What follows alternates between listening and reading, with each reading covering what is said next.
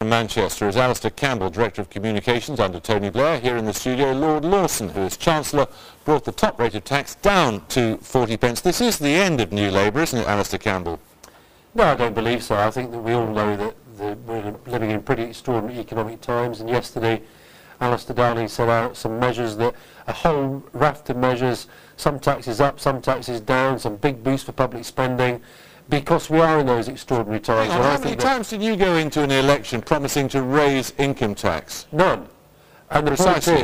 the point is that what he was setting out yesterday was a raft of measures to try to get the economy going in the short term, and then other measures to bring it back into more stable conditions in the medium and longer term. And I think that, I don't believe that this is a sort of big ideological thing.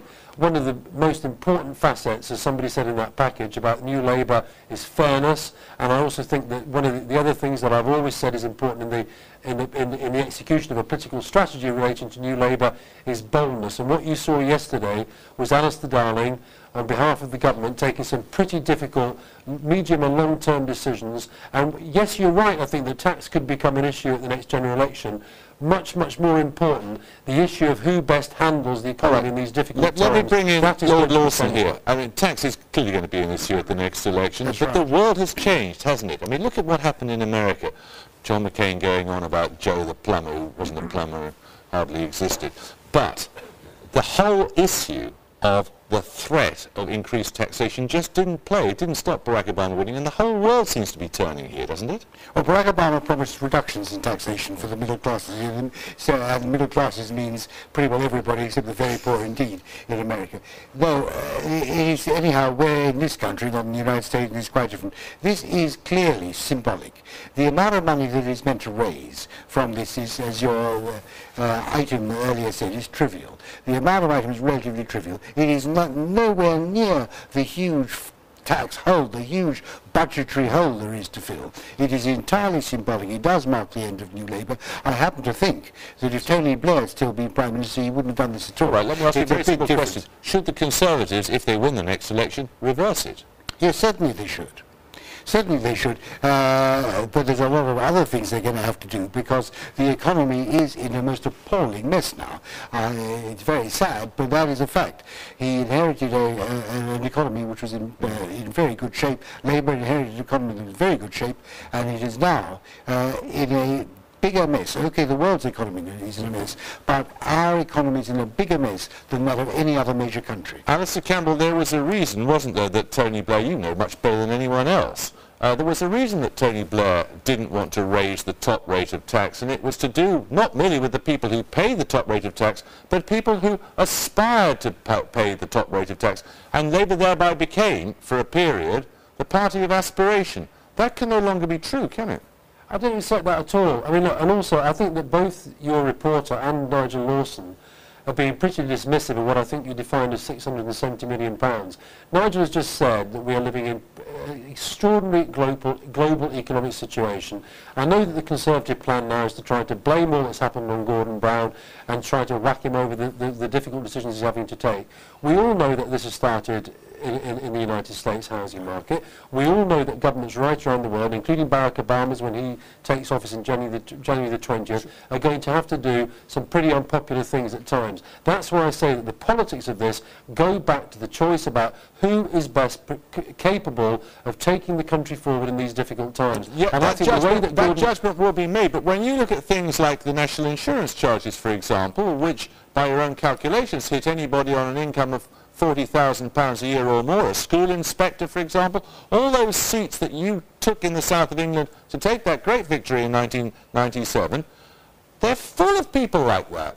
They may well be, and I don't accept that the public are just going to sort of say this is all about whether at a certain moment in time they are going to be paying more or less tax. They will make a judgment. The people aren't daft. They know that these are pretty extraordinary times economically. They know that ultimately they are going to have to decide who is the best capable as a government of taking the country forward through those difficult times, and I accept that some of the measures that were announced yesterday are politically very, very difficult. Ultimately, though, the Conservatives are going to have to face up to the choices, because government, as Nigel knows, is about taking decisions to deal with difficult situations. Right, Nigel Lawson. The government has set out its store, and the Conservatives have got to say what they're going to do. Okay, government is about taking difficult decisions, and I have had a lot of experience of taking decisions when I was in government. But the point is, the decisions that this government took, which have got us into this mess, were the wrong decisions. Now they have to try and get us out. The measures, I think, that they introduced, that Alistair introduced in conjunction with Gordon Brown on Monday, I think they were the wrong decisions. I think that what is needed now is actually, as the Governor of the Bank of England was saying earlier, to get lending going again. I think all these tax changes will do more harm than good. The huge deficit is going to be dogging us for many, many years to come. Is going to be a huge problem. And of course, people now see, after 20 years, it was 20 years since I reduced the top rate of tax to 40 pence in the pound. After that, the period of stability, now the lid has been taking off, and people are going to say, where is it going to end? And they're quite right to say that. This is an attempt. This is the death of New Labour. This is an insecure Prime Minister trying to shore up the left wing of his party. Alistair Campbell, could you see Tony Blair bringing in these proposed tax changes? Yes, I could. Really? Yes, I could, because Tony Blair... He spent 20 years not doing it. Had Tony Blair stood at the last general election and still been in power now, he would be having to deal with exactly the same situation that Gordon Brown is having to deal with. And I'm really not clear about what Nigel Lawson is saying about what, as a government, should be done. So you can't just sort of say the bank should do this and the Bank of England government should do this. What would a Conservative government do now that actually would deal with what he rightly calls an economic mess? All right. And also, I think it's completely disingenuous of him. Run to claim that the economy that he ran was a successful economy. Let's let him answer the question very quickly. Come on. I wrote an article in the Financial Times on Monday in which I actually said, even though I'm not responsible for Conservative Party policy anymore, but I did say, you don't do this sort of thing that they have done. It was clear they leaked it. We knew what we were going to do. That's the wrong thing to do. It's going to cause many more problems. What would you do? You'll have a further recapitalisation of the banks.